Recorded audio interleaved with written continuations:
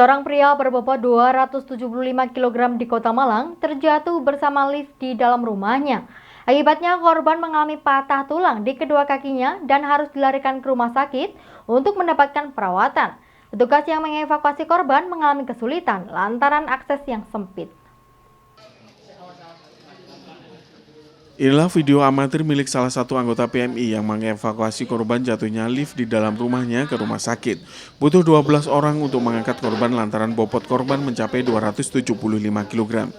Korban bernama Dwi Arya Stawardana, warga perumahan Puri Kartika Asri, Arjowinangun, Kota Malang.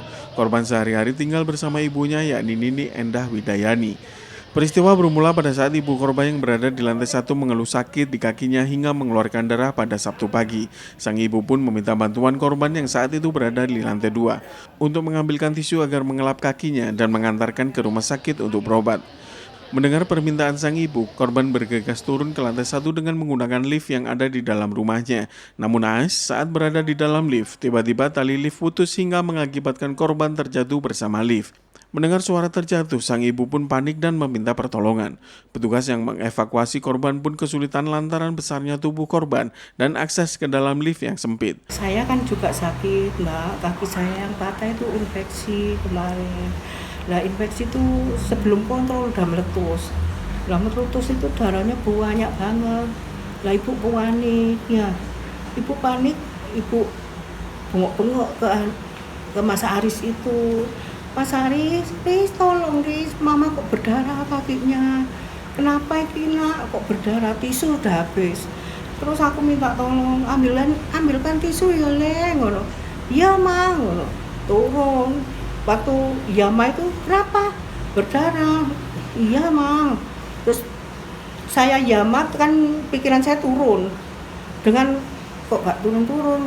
Terus sebentar lagi gak ada berapa menit gitu loh, duar gitu, duar, terus mama gitu, dia panggil mama, dengan saya berdarah-darah kaki saya ke situ tak, ya Allah gitu saya ya, terus mama berbuat apa nih? Dengan panik aku telepon keluarga, telepon adik, tolong ini gimana, adiknya jatuh ke sini. Nah di luar itu ternyata udah banyak orang dengar duar gitu, itu dikira gas meletus sama orang. Bu Nini, saya dengan panik saya nggak dengar apa-apa, dipanggilnya nggak dengar, di HP nggak dengar, ini terus berdarah, kaki saya ini berdarah banyak banget. Terus saya lihat kok anaknya kebingungan, sakit Pak, sakit. Terus saya gimana orang pada masuk. Korban saat ini masih menjalani perawatan intensif di Rumah Sakit Saiful Anwar, Kota Malang. Adapun kesulitan yang kami hadapi, yang pertama adalah akses karena korban ini memiliki berat badan yang cukup berat sehingga akses yang dibutuhkan juga membutuhkan akses yang cukup luas, dan juga karena tidak bisa kita angkat seperti orang pada umumnya, berat badan orang pada umumnya, sehingga kita membutuhkan banyak personil, sehingga membutuhkan teknik dan juga membutuhkan tenaga yang lebih ekstra. Nah, selain itu karena korban ini juga mengalami cedera dan korban tidak bisa dimasukkan ke dalam unit ambulans seperti korban pada umumnya, sehingga pada saat prosesnya ke rumah sakit kita memerlukan kehati-hatian supaya tidak memperparah cedera yang dialami oleh korban. Simon Alfredo melaporkan. Merasa difitnah dan dicemarkan nama baiknya, ketua salah satu partai di Kota Malang melaporkan 3 orang yang memposting fotonya dan menuduh sebagai anggota organisasi terlarang di Indonesia. Ketua DPD salah satu partai, Laili Fitriyah Liza Minelli, diantar jajaran pengurus partai Kota Malang, kerabat, LSM, dan aktivis penggiat media sosial di Kota Malang, mendatangi Satreskrim Polresta Malang Kota untuk melaporkan 3 orang yang diduga telah melakukan tindakan fitnah dan pencemaran nama baik. 3 orang yang dilaporkan tersebut berinisial AA, SSA, dan DDH. Tindakan fitnah yang dilakukan oleh 3 terlapor tersebut berawal dari terlapor AA yang memposting foto pelapor di 3 grup WhatsApp dengan memberikan keterangan foto agen HTI atau Hizbut Tahrir Indonesia di Malang. Postingan dari terlapor AA kemudian ditanggapi oleh 2 terlapor lainnya yang membenarkan postingan tersebut. Karena merasa dirugikan nama baiknya dan difitnah, Laili Fitriyah Liza Minelli bersama kuasa hukumnya secara resmi melapor ke Satreskrim Polresta Malang Kota. Kuasa hukum pelapor mengatakan melaporkan ketiga terduga pelaku karena telah melakukan perbuatan fitnah. Meski terduga pelaku sudah meminta maaf, namun laporan tetap dilanjutkan ke Satreskrim Polresta Malang Kota demi memberikan pelajaran agar masyarakat lebih bijak bermedsos, serta memastikan bahwa fitnah, perbuatan tidak menyenangkan dan pencemaran nama baik ada konsekuensi hukumnya. Saat ini laporan telah diterima dan tengah ditangani Satreskrim Polresta Malang Kota.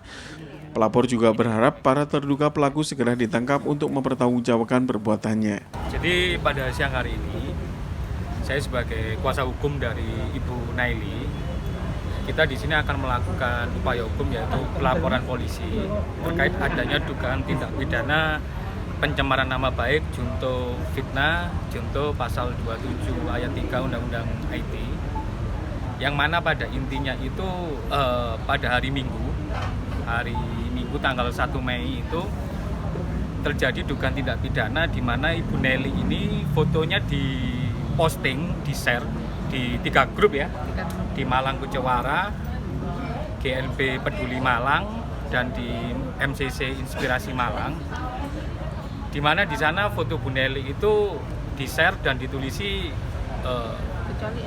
anggota HTI. Ada anggota HTI. Intinya Bu Nelly ini dianggap sebagai anggota HTI Agent Malang. Di sini kita keberatan, Bu Nelly merasa dicemarkan nama baiknya, dirugikan nama baiknya, karena beliau ini selama seumur hidup, selama di Malang bergaul dengan siapapun, tidak pernah tergabung, terdaftar ataupun aktif dalam HTI, Hizbut Tahrir Indonesia. Sebagaimana kita ketahui, Hizbut Tahrir Indonesia atau HTI ini merupakan organisasi terlarang. Oleh karena itu, ketika klien saya, Bu Naili ini dicap sebagai anggota HTI, sama saja dia menganggap Bu Naili ini adalah orang yang anti NKRI. Padahal itu tidak benar. Bu Naili cinta NKRI, Bu Naili membela Pancasila, ideologi Pancasila. Begitu ya Bu Naili? Itu yang akan kita laporkan. Jadi terduga pengunggah yang akan kita laporkan itu terduganya ada 3 dengan inisial AA, inisial SSA, dan inisial DDW. Itu yang akan kita laporkan.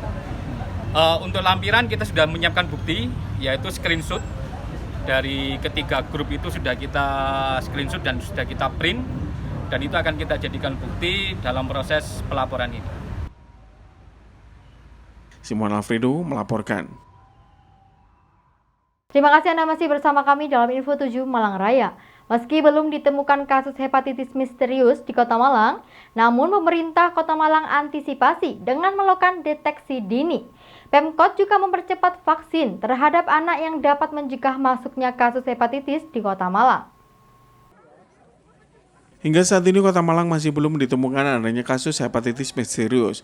Meski demikian, pemerintah Kota Malang berupaya mencegah masuknya kasus hepatitis misterius dengan melakukan deteksi dini. Pemkot Malang mulai melakukan deteksi dini terhadap munculnya kasus hepatitis misterius di sejumlah negara yang menyerang anak-anak.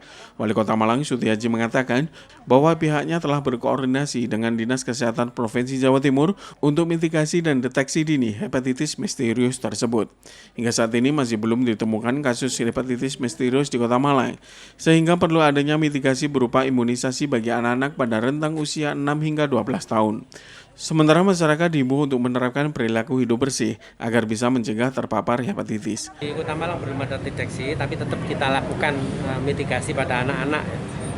Ada anak-anak yang sehingga harapannya ini saya sudah langsung komunikasi dengan Dinas Kesehatan Provinsi, memang ada Tengara ya, tapi belasan gitu, 11 atau 13 ya, tapi kita kuatkan bersama-sama. Maka kemarin Posyandu itu sangat-sangat membantu ya, bagaimana melihat dengan puskesmas anak-anak yang sudah waktunya imunisasi yang dulu itu untuk kita terapkan secara bagus. Insya Allah belum ada jangkitan itu. Sampai sejauh penegasan saja Pak Wali, sampai sejauh ini berarti di Kota Malang belum ditemukan adanya sementara, mudah-mudahan tidak ya. Kalau untuk pencegahannya Pak, selain tadi peran dari Posyandu, pencegahan ya tentu dinas yang terkait, dalam hal ini Dinas Kesehatan, Dinas Pendidikan, juga woro-woro sampai ke PAUD ya. Kami akan lakukan tadi mitigasinya dengan cara ya kita lihat kemarin yang belum imunisasi penuh akan kita lakukan. Ya. Kan kemarin kan kita ada anak siswa kita kan agak tertunda untuk 6 sampai 12 kemarin ya. Kenapa? Karena dia ada vaksin yang kedua ya, dari vaksin reguler yang untuk hepatitis.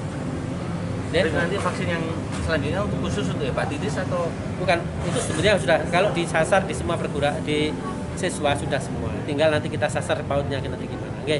Itu yang nanti yang coba nanti koordinasi dengan dinas kesehatan. Pak, tapi mitigasinya sendiri nggak sampai penerapan sekolah yang jam masuk sekolah yang dikurangi? Kalau belum ada Tenggarang, indikasinya belum ada sama sekali. Oke.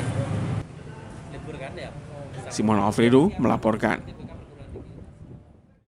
Setelah sempat naik sebelum Lebaran dan berada di harga Rp8.000 per kilogramnya, saat ini harga berungkul kembali turun. Turunnya harga ini diduga akibat permintaan yang turun sehingga stok banyak di pasaran. Tidak hanya itu, akibat terkendala faktor cuaca, volume serta kualitas hasil panen berkurang menurun. Sementara itu, biaya operasional semakin tinggi. Beginilah yang terlihat di kawasan lahan pertanian di Torongrejo, Junrejo Batu. Di salah satu kawasan penghasil sayuran di Kota Batu ini, terlihat aktivitas petani setiap pagi di lahan-lahan pertanian. Akibat terkendala faktor cuaca, hasil panen petani banyak mengalami penurunan volume dan juga kualitas sehingga berdampak pada harga jual yang seringkali petani merugi, modal tidak bisa kembali karena tingginya biaya operasional. Setelah sempat mengalami kenaikan harga dan dijual Rp8.000 per kilogram di tingkat petani sebelum Lebaran karena meningkatnya permintaan, kini harga berungkul kembali mengalami penurunan dan berada di kisaran Rp4.000 per kilogramnya. Padahal biaya operasional semakin tinggi khususnya untuk obat-obatan dan juga pupuk. Menurut salah seorang petani menjelaskan, faktor cuaca sangat berpengaruh pada hasil panen petani dan juga besaran biaya yang harus dikeluarkan. Khususnya ketika cuaca ekstrim berdampak pada semakin seringnya penyemprotan dan pengobatan. Di lokasi terlihat petani sedang melakukan panen berungkul yang hasilnya tidak bisa maksimal karena berungkul sebagian terserang hama ulat dan besaran berungkul berbeda, sehingga akan berpengaruh pada harga jual. Berapa harga berungkul sekarang di tingkat petani? Sekitar 4.000-an gitu. 4.000-an tingkat petani ya? Iya. Itu sudah termasuk harga gimana itu? Naik apa turun? Kotor, gitu. Enggak, naik apa turun?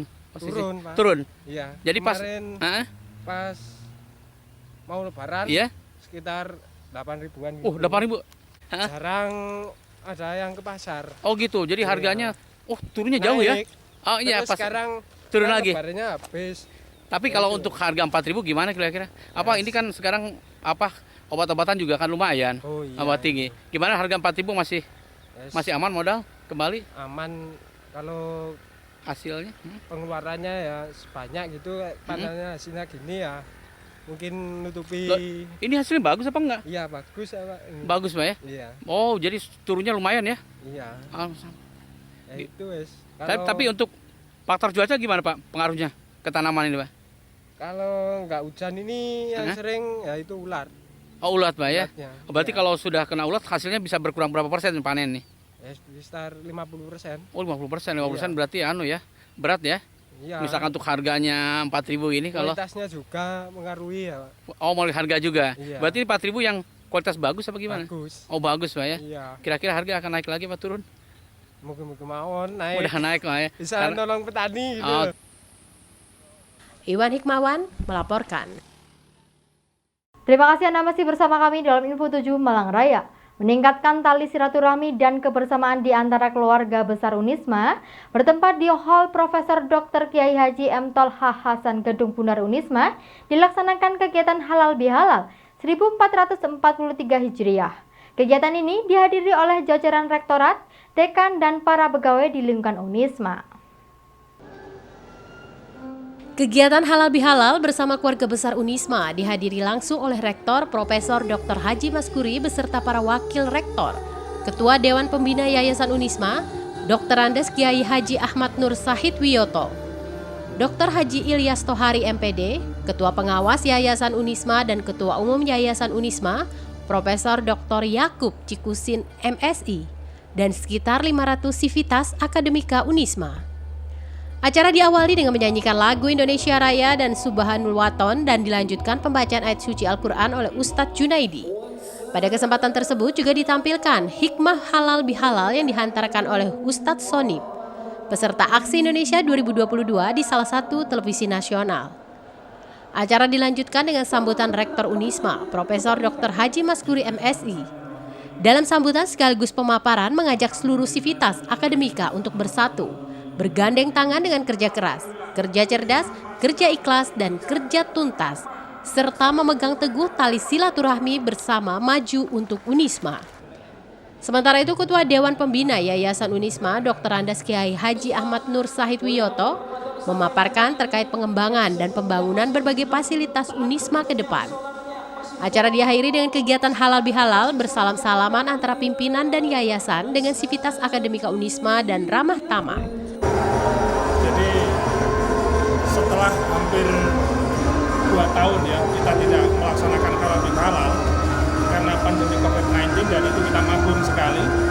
Alhamdulillah halal bihalal kali ini cukup semarak dihadiri oleh sivitas akademika secara keseluruhan, dosen, karyawan, dan seluruh jajaran pimpinan, serta mitra-mitra kami dari perbankan, kemudian dari desa, dari kelurahan, ya, dari RT RW, bahkan juga dari perbankan, dari keluarga pendiri dan perintis ini hadir. Kami sangat terharu, kami sangat bahagia, apalagi di tengah-tengah kampus Universitas Islam Malang sedang gencar-gencarnya untuk melakukan berbagai macam lompatan, baik dalam bidang akademik, dalam bidang kerjasama, dalam bidang manajemen, dalam bidang kemahasiswaan, dalam bidang pengembangan kelembagaan, jejaring internasional, itu yang selalu kita galakkan. Apalagi era sekarang ini adalah era bukan era statis, tapi era dinamis. Bukan era yang dingin, tetapi era yang hangat di dalam mengembangkan kampus Universitas Islam Malang ini. Maka halal bihalal ini adalah identik dengan silaturahmi. Silaturahmi adalah untuk menyambung berbagai elemen, menyambung berbagai unsur yang belum sambung, kita sambungkan lagi untuk menjadi sebuah kekuatan besar, ya, kekuatan besar kampus Universitas Islam Malang ini. Lalu di samping itu adalah menambah rasa cinta, rasa memiliki terhadap kampus kita ini, sehingga solidaritas seluruh unsur nanti akan bisa menjadi kekuatan yang sangat besar sekali. Dan tadi saya ibaratkan silaturahmi ini adalah ibarat listrik begitu, di mana antara plus dan minus ini jangan sampai kemudian putus ya, tetapi harus sambung terus. Maka ini akan mengaliri seluruh elemen dan aspek kehidupan manusia sesuai dengan kebutuhannya. Begitu juga kampus kita ini yang terdiri dari jajaran yayasan, rektorat, dekanat, lembaga, unit, kemudian dosen, karyawan, terus sambung semuanya mengikuti satu instruksi dalam pengembangan kampus kita ini untuk membangun budaya dan peradaban bangsa. Iwan Hikmawan melaporkan.